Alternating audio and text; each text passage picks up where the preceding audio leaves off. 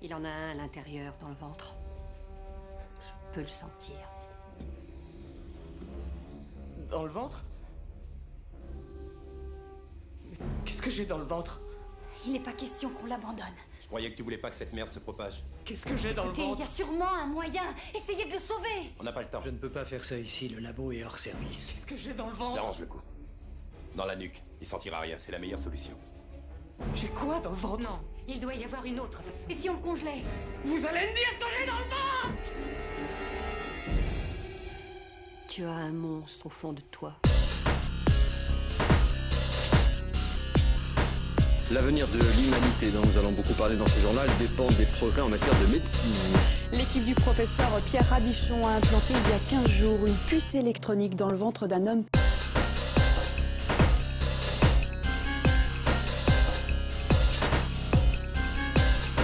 Pour la première fois, un dispositif électronique peut être encapsulé et implanté dans le corps humain.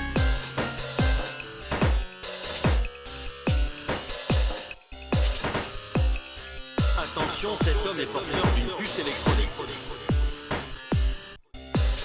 Human barcodes are the future.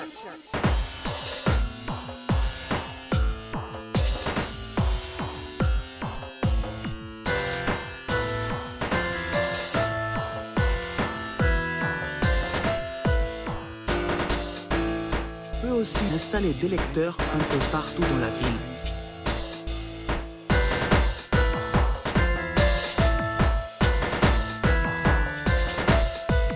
Au moment où la personne implantée passera à proximité d'un de ces lecteurs, le dispositif détectera automatiquement sa présence et lui transmettra l'information à une base de données qui permettra de localiser la personne en temps réel. Imaginez que ce réseau soit en permanence à même de transmettre de l'information au-delà même de la volonté de personne. Et alors là, est-ce qu'il n'y a pas un danger? Ça alors lancera une carte électronique et biométrique. La puce contiendra tout d'abord votre photo et une image de vos empreintes digitales. Elle sera obligatoire et payante. Une simple pression sur un lecteur électronique pourra donc prouver votre identité. Pour fidéliser leurs clients, certains établissements leur proposent de se faire greffer une puce directement sous la peau. Microsoft a déposé un brevet sur la transmission à même la peau.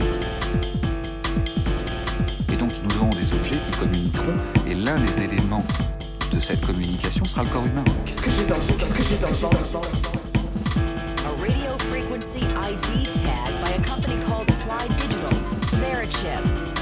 Un monstre au fond de toi. Verichip. Un monstre au fond de toi. Verichip.